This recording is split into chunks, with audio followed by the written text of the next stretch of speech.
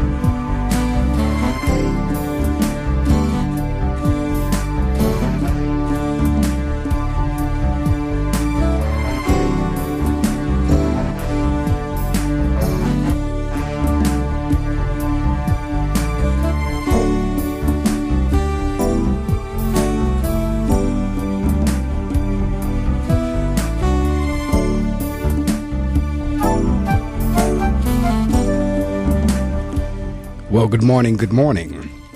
Good morning to you. And yes, if you can hear the sound of my voice, you're listening to another edition of The Reading Circle with your host, Marc Medley. We come to you live each Saturday morning in the 6 o'clock hour Eastern Time, where we bring you what's going on in the literary world. So we ask that you sit back and relax. To those in the Periscope audience, good morning. I see there are at least 3 of you that are looking on. Might be more. And to those in the listening audience, good morning to you. If you've been listening to us any amount of time, you know that we have a ritual and a routine. I give you the weather. I read from 2 books. I introduce our guest. We have what we call a public service announcement. That's whenever I share some information with you, and then we come back and we resume our interview. So we're going to do just that. Right now, it is 34.7 degrees in the Wayne, New Jersey area. We're supposed to be moving up today to a high of 58. All right, it's going to be summer-like again. Sun and clouds mixed. As I said, high of 58, mainly clear skies, low of 37. Then on tomorrow, Sunday, intervals of clouds and sunshine, high around 50. Cloudy with occasional rain showers on Sunday night, low of 30. Then on Monday, mostly cloudy skies. Early will become partly cloudy later in the day, high of 43, low of 24. And then Monday night, again cloudy, low of 24. Tuesday, mostly cloudy, high of 41, cloudy in the evening, 31 as a low. And then on Wednesday, we have rain showers early with overcast skies later in the day, 37 as a low. All right, well, that is our weather, brought to you right here from the WP 88.7 FM Weather Center. I read from 2 books to kick the show off, and one of them is The Power of Being Thankful, 365 Devotions for Discovering the Strength of Gratitude. Hearing, receiving, and obeying God's Word. Behold, I long for your precepts. In your righteousness give me renewed life. I will keep your law continually forever and ever. Hearing, receiving, loving, and obeying it. And I will walk at liberty and at ease, for I have sought and inquired for and desperately required your precepts. Our joy is full when we gratefully receive God's promises for our lives and obey his commands. When we believe the word and obey whatever Jesus puts in our hearts to do, we overcome the things that try to upset or frustrate us. Believing God's word delivers us from struggling so that we may rest in the promises of God. The word says, "For we who have believed do enter that rest." If your thoughts have become negative and you are full of doubt, it may be because you have stopped hearing, receiving, and obeying God's word. As soon as you start believing God's word, your joy will return and you will be at ease again. Thankfully, that place of rest in God is where he wants you to be every day of your life. Prayer of thanks. Father, I am so grateful for your word. I know that the promises and instructions you give me are for my benefit. As I hear, receive, and obey the word of God today, help me to experience the joy-filled, overcoming life Jesus came to give me. That's from the book, The Power of Being Thankful. From the book by Ian Van Zant. Until today, for February the 20th, Iyanla says, I will know love when I realize I cannot do unloving things for the sake of love. When you love someone, you must be willing to share certain things you believe will save them trouble or grief. That is the nature of this message. It is an attempt to save you grief. So here goes. Don't sleep with other people's partners.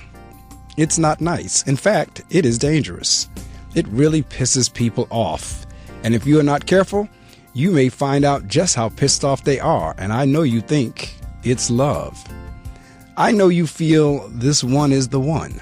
You are mistaken. The one who is with someone else cannot be the one that is meant for you. Forget what they may say. Forget all the things you tell yourself. It is never a loving thing to do to sleep with someone else's partner under any circumstances. So please, don't do it. This is not an easy thing to share with you. Most people who say they love you simply won't talk about it at all. Some of those same people may even help you do what they know you should not do. But I really love you. I want the best for you. And I know that sleeping with someone else's partner is not the best you can do. It is not very spiritual. No matter what the other says to you, if you two are supposed to be together, you will be together after the divorce. Oh, you didn't know they had someone else? Well, the minute you find out that they do, your duty to yourself is to pack your bag of reasons why.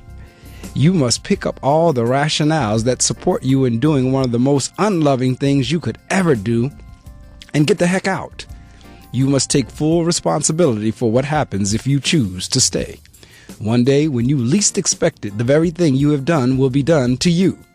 You can never expect to realize the love you deserve when you insist on doing such an unloving thing as sleeping with someone else's partner. Until today, you may have convinced yourself that love was the reason you were in a relationship with someone else's partner. Just for today, lay down all of the reasons and excuses. Vow to start packing and get out. Today I'm devoted to ending the dead end in my life. All right, that's from the book Until Today by Iyanla Van Zant. I'm going to quickly introduce our guest, and then we will share some information, but all of you out in the listening audience, you know the drill. Get on all your social media sites and let someone know that the Reading Circle is indeed on the air with me.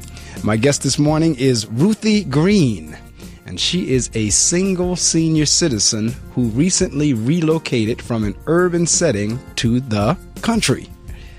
She has 3 children and 3 grandchildren. She has written a book titled A Chain of Events, a black woman's perspective on our rise to prominence from slavery to the White House. Stay there, don't you move, as you're going to want to hear about this book written by Ruthie Green. So again, get on all your social media sites. Let someone know that the Reading Circle is on the air on GoBrave.org. And if you're in the northern New Jersey area, WP 88.7 FM.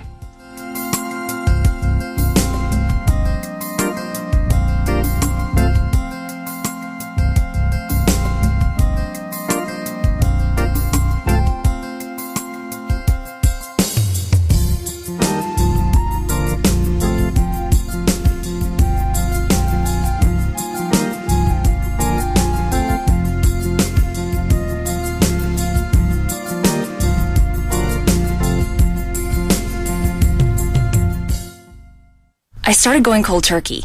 Well, at least when I'm in the car. I know I shouldn't do it, but it's so hard to stop. That's why I hide it from myself, so I won't be tempted. I used to do it all the time. I stopped by locking it in my glove compartment. My friend used to do it way too much. Now I turn it off when we're in the car. My solution is simple. I just don't do it. There are lots of ways to stop yourself and others from texting and driving. How will you stop? Tell us at stoptextstoprex.org. Brought to you by the National Highway Traffic Safety Administration and the Ad Council. Think carrying 10 or 20 pounds of extra weight isn't much? We went to a park, handed 10 and 20-pound sandbags to people aged 45 to 60, and asked if we could follow them around. 10 pounds makes a big difference. Oh, I definitely felt it in my knees. A few extra pounds each year can cause joint pain and lead to serious chronic diseases like diabetes and heart disease. Wouldn't you like to drop that weight and stop picking up more? Visit hhs.gov/1 pound at a time to find out how. Obesity happens 1 pound at a time. So does preventing it. Brought to you by HHS and NIH.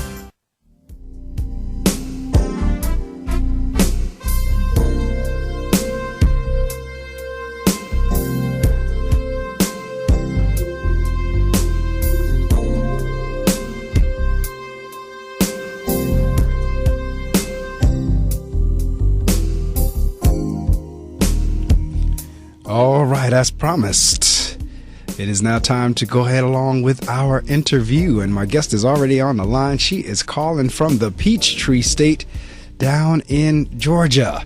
Ruthie, good morning. Good morning. How are you?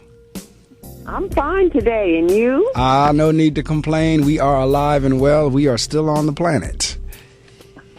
So I'll tell you what, I'm going to go ahead and read from the back of the book. The book is A Chain of Events, a Black Woman's Perspective on Our Rise to Prominence from Slavery to the White House. Oh, yeah. The inauguration of Barack Obama as President of the United States of America in 2009 marked a crucial turning point in African American history. It was the culmination of a chain of events that started nearly 400 years ago when the evil of slavery cast its shadow on America. Tracing the history of Black Americans, A Chain of Events documents how God gave them the freedom and will to rise from the ashes of slavery to become true Americans. Author Ruthie Green examines the harrowing life of slaves in early America, their emancipation by Abraham Lincoln, and their long struggle through the years for recognition as citizens of the United States. Green also discusses some of the African American community's most prominent and influential early members, including W.E.B. Du Bois, George Washington Carver, and Marcus Garvey Jr. She profiles leading African American entertainers and delves into the tumultuous years of the Civil Rights Movement and the impact of Martin Luther King Jr. In addition, she talks about such important African Americans as Harriet Tubman, Frederick Douglass, Jesse Owens, the Tuskegee Airmen, Ethel Waters, and many more. A Chain of Events offers an eye-opening glimpse into the remarkable history of African Americans. Again, Ruthie, welcome to the Reading Circle with Marc Medley. Thank you. All right, Ruthie, let's go. Let's take this all the way back. Now, where did the writing notion begin? Did you write or do things in school whenever you were a child, or did the writing come later? I didn't do any writing. What I did as a young person was I chronicled my days. I sort of like did diaries. So I chronicled my days, and the main reason for the diary was to keep track of what I spent during the day. So, wait a minute. When you say spent during the day, you talking about money or time or both? Money. Just talking about, well, it was really money and time. I just kept track of things.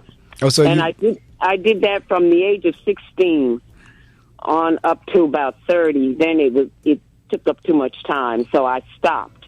And I started again with church services. I started later on with church services. So I've always been doing a lot of writing. So you've always done a lot of writing, and then some point you decided that you were going to actually write a book. At what point was that? When did you make that decision that, you know what, I am going to actually become an author. I'm going to do this thing called writing a book? Well, as I sat in my living room on January 20th, 2009, watching the inaugurational ceremony for our newly elected Black President of America, Barack Obama, I began to feel the same exhilaration that many other black viewers and spectators felt. Finally, a black man was astute enough to join the ranks along with 43 others from George Washington to George W. Bush and enter those prestigious halls and chambers of the White House as our country's commander-in-chief. All the glory for that belongs to God. Yes, it does. So at that point, you said to yourself, Ruthie, I'm going to write a book about this. Well, I decided to do some research because history was not my major subject. So as I researched, I realized that there was something called the Spingarn Medal that was given out since 1915, and it was given to the African American who did the most to boost their people, did the most to boost their people, to keep them from feeling like they were nobody. And I just went down the line and added more people in, and it blossomed into a book. So when you were originally researching, you weren't originally intending to write the book, or did you do the research because of the book? Because you said you just kept adding people. What caused you kind of to add the people? Well, it started to be a good story. I like reading, and I've read many stories, and this started to be a good story. So I figured, well, I can turn this into a book. I didn't write it. I didn't start it to write a book. I just was writing down my thoughts. It says the perspective of a black woman. I was just writing down my thoughts. I have been doing that for the longest, writing down my thoughts. Then I decided to let somebody else read it for a change. So I see here, it's titled A Chain of Events. How did you come across your title? What made you come up with that title, A Chain of Events? Well, I realized that every time a Spingarn Medal was given out, it gave the black man a boost up in society. It's like we were stepping up the rungs of a ladder. So correct. Every time someone was awarded that medal, our steps went higher and higher and higher, and we were beginning to be a people and not just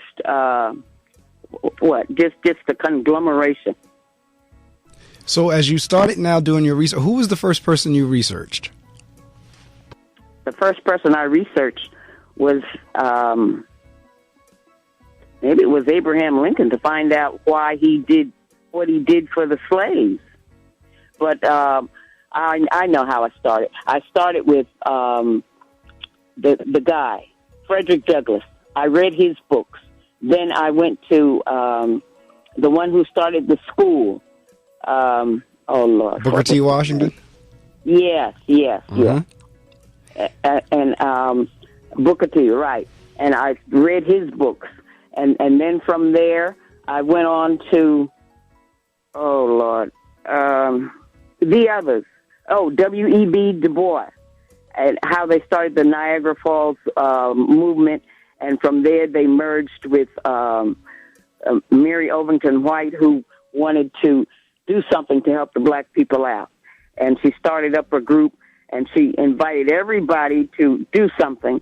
And W.E.B. Du Bois, along with Mary Talbot, decided to join that group because they already had a group, and it became more widespread than just in New York. They could cover other places. So now, then I went according to the NAACP president, who was in charge of the NAACP. So as you started doing your research, now some of the things that you researched, you were alive for, such say, for example, the civil rights movement, or back in the 60s, or the way things were in the 50s, or what have you. You actually experienced that for yourself. What was it like now to research and to read about, and now to think about how to write about all these events that were going on?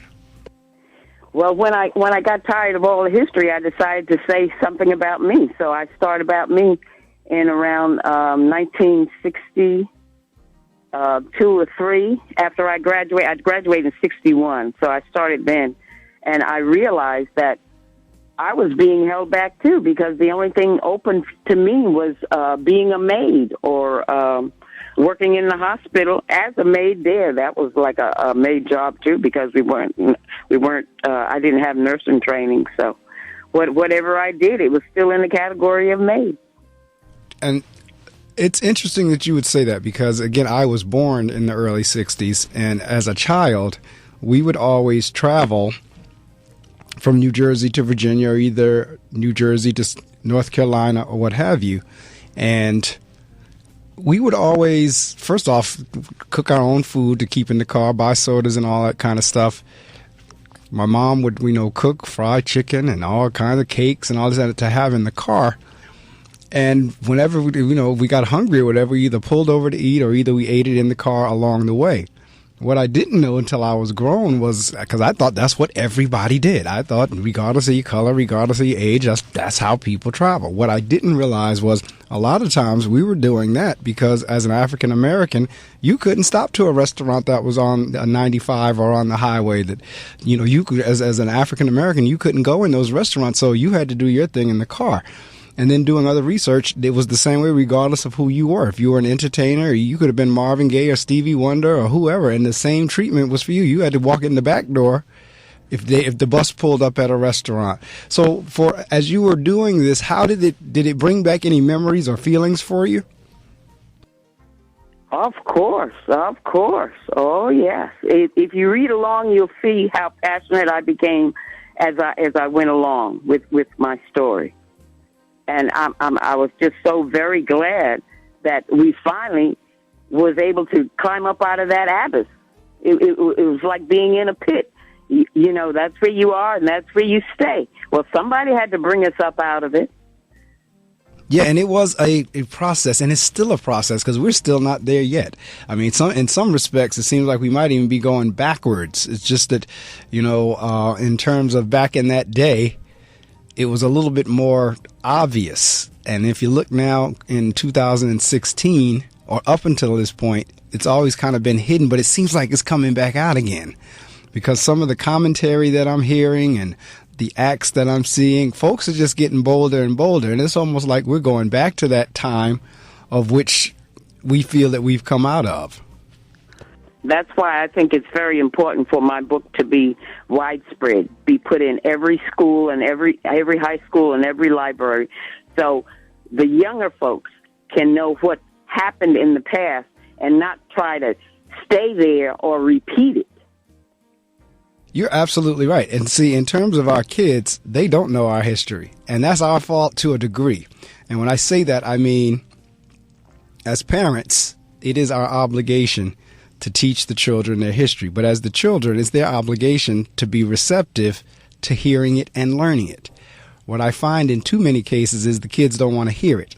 And then in other cases, the parents are refusing to share it. When you look in other cultures, if you look in the Jewish culture, their history is ingrained in their children from the time they are born. And African Americans really need to do the same thing. I mean, if you look at the slogan from the Jewish tradition, they'll tell you right off the bat, never again. And what they're talking about is the Holocaust. And they're saying this will never happen in our group again. And we as African Americans, we need to be doing the same thing because slavery was our Holocaust. And we need to be taking on that attitude of never again for us as well. But I don't seem to see that, at least not, as you say, widespread. Well, the reason for that is we shy away from it because it was so horrible. But the Ghost of Mississippi, I won't watch that because it's just too horrible.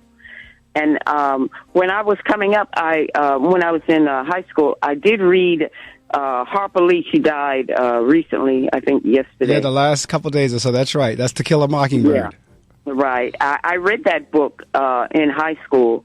And to me, it was just a story. But then as I grew older, it became more prevalent, and I didn't really want to read it. So this book isn't something that you would not want to read. It's something that would help you, guide you along, to let you know that things will get better. It won't always be that way. And for us to keep that in mind, we have to also have a sense and recognition of God. A lot of times, see, that's what keeps the Jews going. They have a strong recognition of God. Right. And we have to have a recognition of God also because he helped us. Absolutely. In many ways. All right, if you've just joined us, my guest this morning is Ruthie Green, and we are talking about her book, A Chain of Events, A Black Woman's Perspective on Our Rise to Prominence from Slavery to the White House. I'm going to share some more information with you, but you know what to do. Get on all your social media sites, text somebody, let somebody know that the Reading Circle is on the air, and my guest is Ruthie Green. Don't you dare move, don't you dare check out or tune out. Tell somebody to tune in. Going to share the music with you for a couple of seconds, and then we're going to share what we call a public service announcement, which is a PSA. And then, as I said, while we're doing that, you let somebody know that they need to be hearing this interview.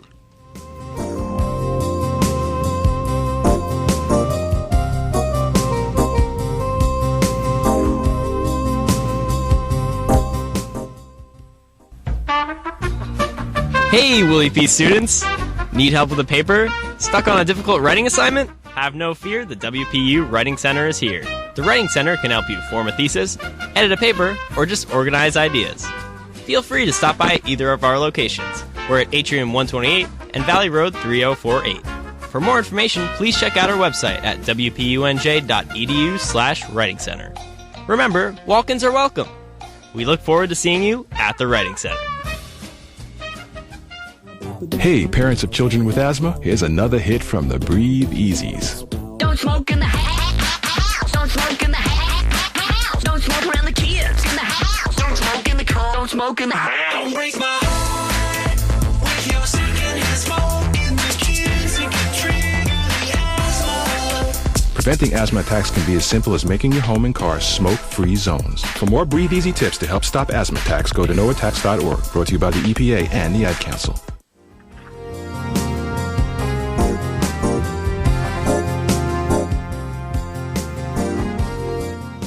You're listening to The Reading Circle with your host, Marc Medley, and we come to you live each Saturday morning at 6 o'clock a.m. Eastern Time on gobrave.org, and if you're in the northern New Jersey area, WP 88.7 FM. My guest this morning is Ruthie Green, and her book is A Chain of Events, A Black Woman's Perspective on Our Rise to Prominence from Slavery to the White House. Now, Ruthie, I'm reading the first chapter where it says, Bound.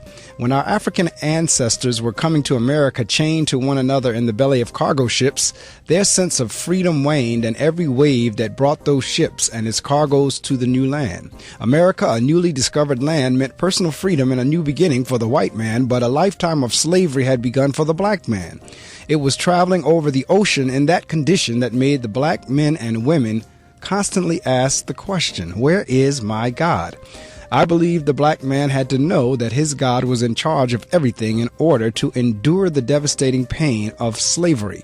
Consequently, some of them accepted their fate and others rebelled. Now, I'm reading a book on that whole because you see, I understand what you're talking about whenever you say some things you can't watch or either can't read because it makes you too emotional.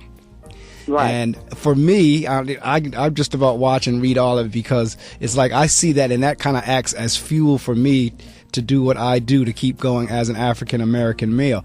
But I know, I don't know, have you seen the movie The Butler? Yes, I have. Do you it's remember? Similar to this. Yeah, do you remember the opening scene? Yes, I do. Now, yes, I do. So yes, I do. Soon as I saw that opening scene, I was heated right off the bat with the butler who was narrating the movie. He watches his mother get raped and his father get shot, and that's and every time I have young people watching that way, I said that's the way life was for us during that time period. There was no say so because this is the other thing the kids do. Oh, if that was me, I woulda. No, you would have done nothing no different than what you saw. That's true. And because you're right, that man, if you remember that opening scene in The Butler, that man didn't do anything. Matter of fact, they were trying to get him. Don't say it. All he did was ask the man a question, and he shot him. Yeah. And here he was out there in the field with his son, see his wife get taken out of the field into that little shed, know what was going on, and then when the man comes back out, he goes to him to ask a question, and the man just shoots him in the head, and the butler now sees this. And of course, he's a little boy, so that shapes the rest of his life. But that's what happened to us on a daily basis. That's true. That's true. We always see injustice, and we feel helpless. Absolutely right. And see, that's the part that hasn't changed, or shall I say, it seems like we're going back to that to a degree, just in a different way. And when I say that, I mean, and I have many friends who are police officers, and so I don't always jump on this police brutality thing. But at the same time, there seems to be a lot of African American folks who are getting killed by the police. Now, I don't know if that's coincidence. I don't know if we're always the ones doing something. I don't know what it is, but it just seems like, unless that's all that's reported, unless there are many other nationalities that are getting killed at the same rate, it seems like we're the ones that's getting killed the most. So that's what I say. It's almost like that notion that you just said of feeling powerless or helpless, it's kind of coming back to a certain degree. Well, it's only coming back if we do nothing. That's right. The only way it can come back is if we do nothing. That's right. But we have people now who realize that there is something we can do. We do have a black president, and we do have power. Now, there is the Republican Party, naturally, who don't want us to have power.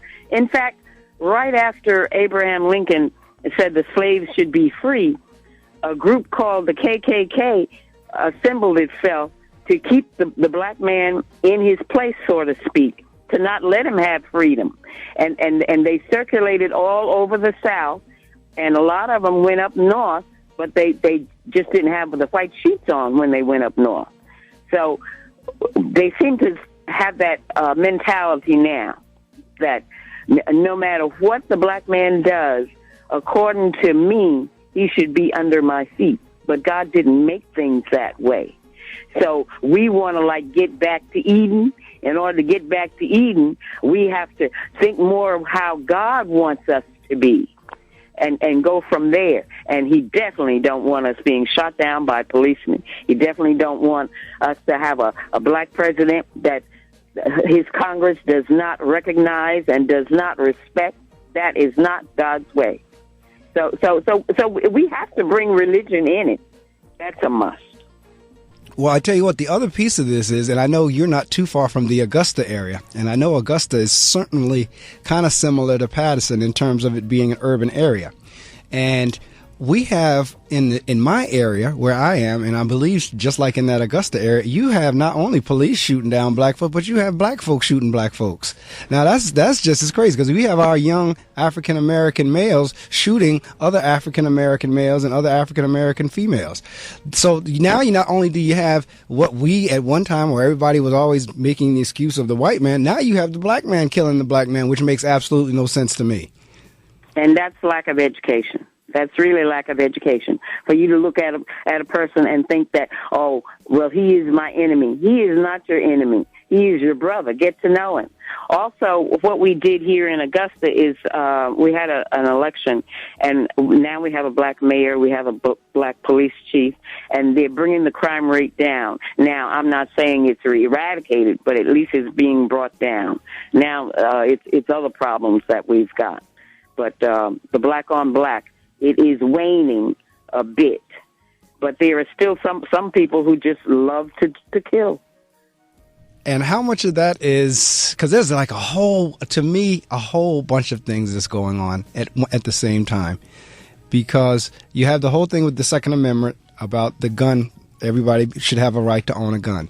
And we were having a debate with the kids in my school the other day about that, and it was split. I mean, some kids say, yes, we should be able to have a gun. Other kids say that we shouldn't. Whenever you poll the country in terms of that, it kind of shakes out the same way, because everybody says, okay, then you do a background check. And this is what I told the kid. I said, well, I'll tell you what. I'll pass any background check that they give, and I can tell you right off the bat, if I wanted to buy a gun, I could buy one. I'll pass any background check they have. I said, but now I have a gun in the house. Now I get mad with my wife, or we get to arguing and carrying on, or somebody. I now, out of my anger, go grab the gun and bang, shoot her, she's gone. I said, what do you say to that? So that's when the kids say, well, that's why we say you shouldn't have one. But my point is, people, and you just said it, we are quicker to kill right now than to me that I've ever seen before. I mean, it's almost like if someone steps on your toe, the reaction is to kill them. There is no, okay, I'm hot at you, I'm going to yell at you, over this and that. You've stepped on my toe, I'm going to kill you. Up in this area, and again, I don't know if it happens in Augusta, which I'm sure it probably does, You have kids who, if they don't get invited to a party, they'll come to the house, they'll come to where the party is, and then if whoever's there said, well, we didn't invite you, you can't come, they go back and get a gun and come back and shoot up the whole party. I'd never experienced that as a teenager. I didn't experience that coming up. But we are quicker to kill now. And back to what I was tying it back to, as African Americans, we are quick to kill each other. That we are. And it boils down to morality. We have to know that every life is important because God is the one who gave us life. So every life is important. But we're getting so far away from the Bible. We have this thing where the younger people will not go to church. After they get 18, they will not go to church. And then when they have children, they won't take them to church. And it all stems back to your knowledge of who you are and what reason you've been put on this earth. Now, I never realized that I was put here for a reason. The only thing I realized is that God is in charge of everything and you must obey and serve him. And for some reason that stuck with me. But with a lot of people that does not resonate. It seems to have no bearing. And as long as we are like the Wild West where everybody carried a gun and all you had to do is look at somebody or say something to someone the wrong way and they shot you, we're going right back to that. As you were doing your research with the various people that you researched, did you find that they had God in their lives, or did you find that God was a major presence or religion was a presence and for them to be able to do what they did? It certainly was for, what's her name? The lady, what's her name? That did our hair. Madam C.J. Walker, yes. Yeah. It certainly was for her. She at least mentioned God in there. And George Washington Carver, he said that God helped him. Yes. Oh, yes. And Frederick Douglass knew that God was helping him. So, yes, God was part of it. So as you now started doing your research, did anything surprise you, or how did you go about conducting your research, and how long did it take? It took 3 years. Took 3 years and every day at the library except for Sunday. And then we went into a budget crunch and the library closed on Saturday. So I had to get my own internet service. And I kept that for a while. But it took a lot of research, a whole lot of research. I had notes and notes and notes. Then I had to put them together. So I just thank God that he gave me the wherewithal to be able to do that. Well, you answered my next, actually, you didn't answer it, but my next question to you was in terms of pulling it all together. Because you said, how did you go about doing that? How did you go about pulling it all together? Well, that's when I got the name, A Chain of Events. I figured, let me go down to the years and see what happened this year and that year and just put them all together by year. So that's what I did. Now, again, did anything surprise you as you were doing your research?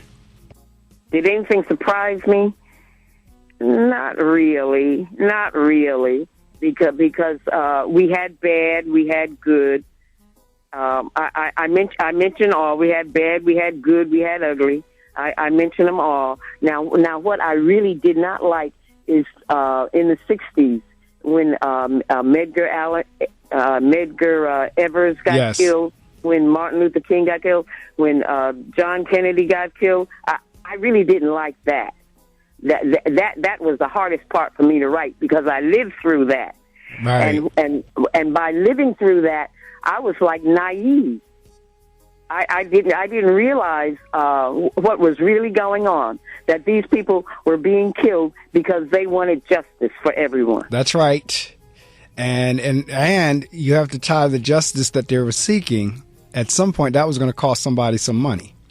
And it's because that's at the under all of it. It wasn't so much the justice that folks were worrying about. It was the money that was going to be lost or caused to be lost because of that justice. In other words, let's say, for example, with John F. Kennedy, I'm a firm believer, if you're talking about connecting things, John F. Kennedy really was not for the Vietnam War, but there's a lot of money that's made in war. And if you notice with Martin Luther King Jr., as long as Martin Luther King was preaching love and peace and justice and everybody getting along, didn't too many people bothered him. But it wasn't long after he made that speech against the Vietnam War when Martin got hit. So all these things are connected to money. And you're right. You have people who are trying to do good and make life better for others. Those are the ones that were getting killed. I mean, it's not that much different from Jesus.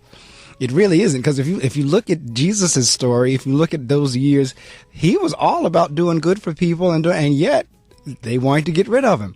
And if you look at these people that you just named off, they were all trying to do good to uplift everybody, and they were knocked off. Oh yes, oh yes, oh yes. So back to Martin Luther King. He was a man who believed what he said, and he tried his best to do what he said. That's right. And that's what we need now. We need people who believe what they say. People now just spout out of their mouth and don't believe a word of what they say, and they have a whole group of young folks trying to believe what they say, trying to hold them up to it, and all they're doing is just talking. That's what the rhetoric is, just a lot of talk. Yeah, you use the exact correct word, rhetoric. And I tell you, Ruthie, I have watched the debates this year more than I ever have. I always kind of kept up with what was going on in the presidential races. But this year, I have been riveted. Every time there's a debate or a town hall, I make sure I make myself available to watch it. And back to what we were saying about us going backwards, if you listen to the rhetoric, because you have to read between the lines, what does it mean whenever you get we're going to make America great again? We're going to take this country back. Take this country back from who? make it great again to, well, what was considered great? Is it this time that you're talking about, whenever African Americans were powerless or slaves, or what is that? Because there's some code words in there. I don't know if folks know it or not, but there's some code words in "take our country back." Who is the our? I mean, it just, if you listen to the rhetoric, all of the candidates up there, they are, as you said, doing a lot of talk about what they're going to do, but not a one of them has said how they're going to do it. Because they don't know. They don't know. And we have a president now who realizes that there are many problems, and some can be fixed, and others is just a heart issue. Just a heart issue. So I think it's time for Christians to step up and start praying. I agree. And ask God to touch the minds and the hearts of those who are in charge. And once we Christians start doing our job, then God will look on us and help save America, because America needs to be saved. Yes, it does. And I wrote something a couple of weeks ago, and I talked about it on the show, because back on, I think, February 1st or somewhere around there was a new show that came out, and the title of the show is Lucifer. And I said, whoa. I said, now we've really, like you said, not stepped up enough to the point where it's a show dedicated to Satan. Because the title is Lucifer. And so now the producers and the writers said, well, we're trying to show Lucifer in a good light. Certainly are. I watched it. Oh, did you? I refused to watch it.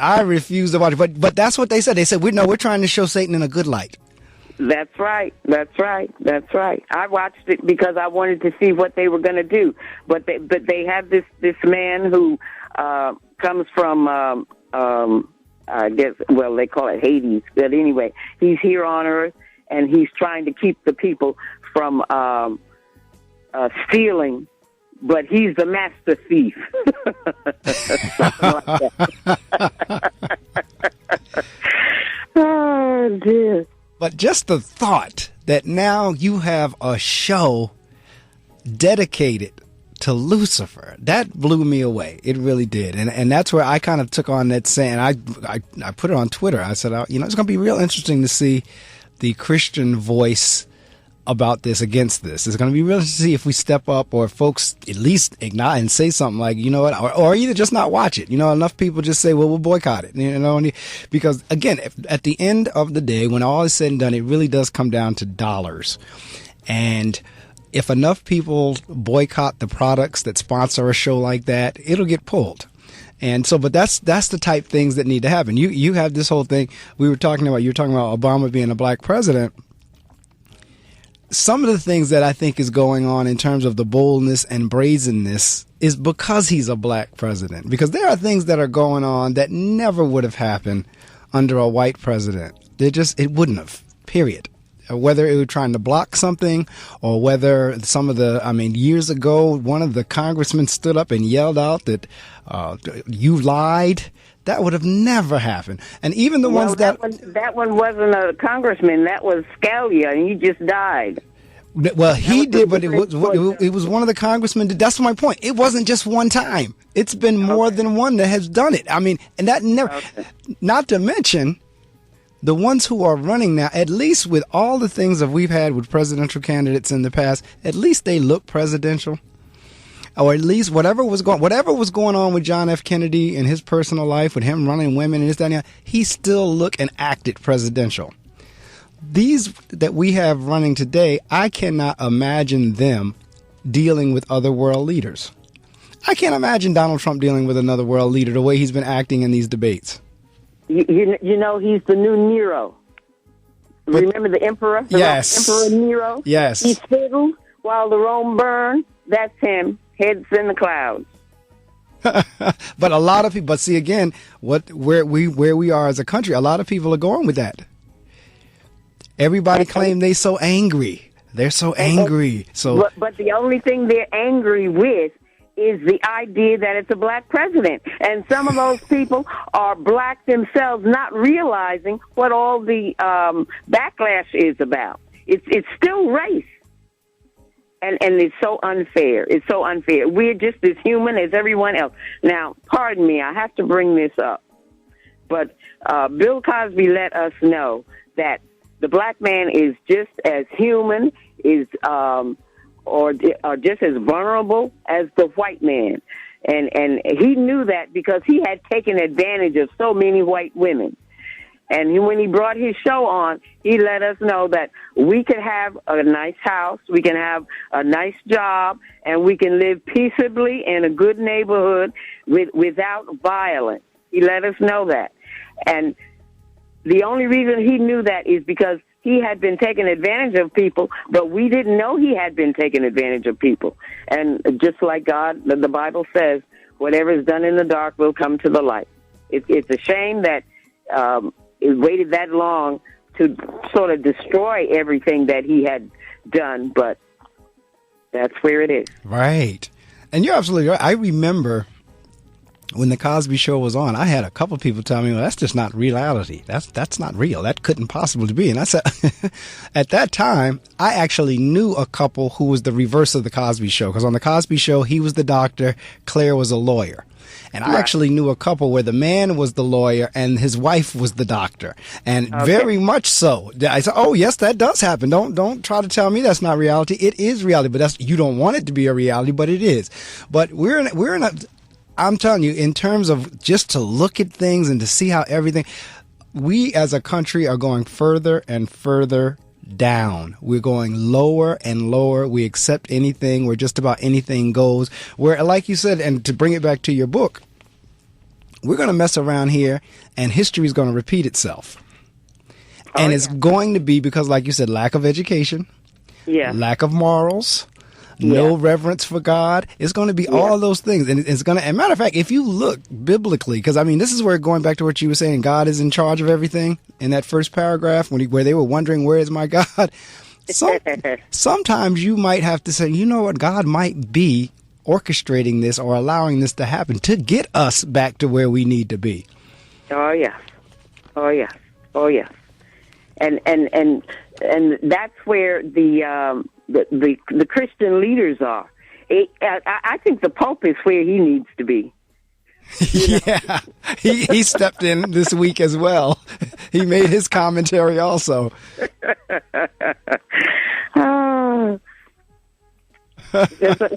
So do you have any more questions? Sure. I mean, we have about 10 more minutes left.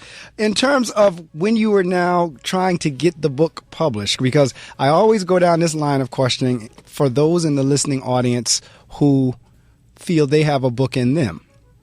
How did you get the book to the point where you have something in your hand that says Ruthie Green, A Chain of Events? How did that happen? Well, after 300 pages, in small print. What I did is I contacted, I went online naturally and to look for self-publishers. I contacted something called, I think, Red Dog Books out of Pennsylvania, but they wanted $3,000 up front, so I couldn't do that. What I could do is piecemeal. So I tried self-publishing, and they let me put up 700, and I could start it, and then more as I go along. Now, before I finished it, I wound up spending $3,000, but it was over a span of time. So you actually went the self-publishing route, and even that, over the years, it's something with technology that we couldn't do 40, 50 years ago. You had to do the traditional send your manuscript in to a publishing house and wait for them to take it or not take it. Matter of fact, most authors got hundreds of rejection letters before someone finally said, we'll take it. And then when they take it, they kind of take control over it. A lot of times the author or the talent would lose control over their project. But when you self-publish, you kind of keep control over your project. So what was it like for you? And this is a question I do ask every author because it's interesting to hear the response. What was it like for you when the box came to your door and you opened up that box with this book in your hand that said, Ruthie Green, A Chain of Events, A Black Woman's Perspective on a Rise to Prominence from Slavery, and the picture of the White House? What was it like when you first put that copy in your hand? Oh, it was just ecstasy. No agony, just ecstasy, just complete happiness, because finally it was something that I had accomplished. And it took me 3 years to accomplish that. Then I made a mistake and had to submit my copy, my corrected copy, and that took another 3 years. So this has been going on and on and on. So I am so glad to have it finally finished. And then when I read about Harper Lee, how she wrote a book in the eyes of a child, and at first it wasn't accepted, but then later on it was. So I'm hoping that my acceptance will be a little faster than her acceptance was, and that all the schools, high schools especially, will have it in their library, and all the libraries nationwide will have it as part of their library book. That's my goal. Well, the book is, again, for the listening audience, Ruthie Green. That's Ruthie, last name Green, Green, A Chain of Events, A Black Woman's Perspective on Our Rise to Prominence from Slavery to the White House. And I tell you, I'm reading a book now. It's called Somebody Knows My Name. I believe that's the name. I'm looking at it. Yep. Someone Knows My Name. And it's that whole thing about the Africans coming over when they were taken. Somebody came to me the other day. We had this discussion of, it was back to this conversation again about blacks killing blacks. It was very similar during slavery time, that it was actually other black slaves that tricked or trapped most of the people that wound up on the boats. So in other words, the white man didn't come in and just take us, that they had other folks working for them that looked like us, that tricked us, and that's how we wound up getting captured. And you know what the root of it was? Money. They would pay them so much for so many people. It all came down to money. Yes, back again, the same thing. As a matter of fact, that's what the whole slave trade was about, money, because again, we were doing all that work. We were doing, and it's interesting, and this is a whole nother conversation, that we're always called the lazy people. We were the ones that built the country, but we're always the one called lazy. So we're down to the last couple of minutes of the interview. I always give those last minutes to the author in terms of promoting. You can say anything except the cost of the book or any dollar amounts. You could say anything except that. But in terms of how folks can get in touch with you, where you're going to be, are you going to be doing any book signings? Do you have a website? How they can get a hold of the book? All that you can do. Anybody you want to shout out? All that you can do in the next couple of minutes before we close out our time together. Right now? That's right. Starting now. All right. My book can be found on Amazon.com or BarnesandNoble.com. You just put in author name Ruthie Green. It'll pop right up, A Chain of Events. You get to see a little synopsis of what it is. And it's in large print. So it's it's for very easy reading. And right now, I'm doing book signings at Black History programs. There's a Black History program at a church here in Georgia.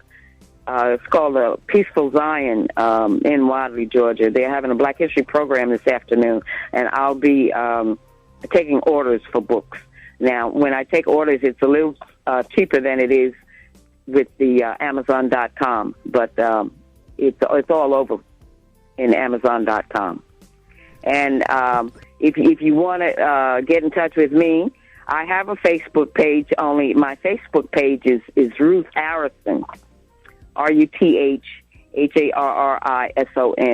Ruth Harrison, and that's my married name. Ruthie Green is my maiden name. Also, I have an email address. It's RUTHYE as in Edward, M as in Mary, the number 2 at yahoo.com. I can be emailed that way. And I am just so pleased to be on this radio station this morning. And it is early, but I thank God I am awake. I know that's right, and I am thrilled. My mother texted me. She said she was listening. So Jane is listening. I think Simon is listening as well, and others out there are listening. Ruthie, this is being recorded. If everything worked, I will email you the recording, and you can use that. That'd be fine. You can put it on your Facebook page or whatever you want to do with it, but you'll have a recording of the interview from this morning. Thank you so much. All right. Well, I tell you, it's been a joy talking to you. I mean, I know we've met a couple of times when I've been down there in Georgia, and whenever my mother told me you were writing a book, and I said, oh, yeah, she can be on the show. And then when Mom was here in August, she brought a copy of the book to me. And I told her, I said, I'll get a schedule. She'll be in the 2016 schedule. And sure enough, that day has come. We were together. Oh, yeah. So I wish you nothing but the best. But listening audience, again, the book is A Chain of Events, a Black Woman's, and this is one of the reasons I scheduled in February, Ruthie, because it was Black History Month. Oh, yeah. A Black Woman's Perspective on Our Rise and Prominence from Slavery to the White House. And on second thought, I think I said that right, because I used the word prominence instead of power. But that's what we're aspiring for, power. Actually, we want both. We want prominence and power. That's absolutely right. We want both of them, prominence and power. And usually one goes with the other. They really do. And again, the book is A Chain of Events. Ruthie Green, like she said, you can get it on Amazon.com, Barnes & Noble. If you're in the Georgia area and you come and see Ruthie in person, she'll sign a copy for you. And you can actually get your copy to take with you, or she takes orders, as she said. So good luck this afternoon in your book signing. Thank you so much. All right. Have a wonderfully blessed day, and we'll be in touch. Thank you. All right. Take care now. All right. All right. Bye now.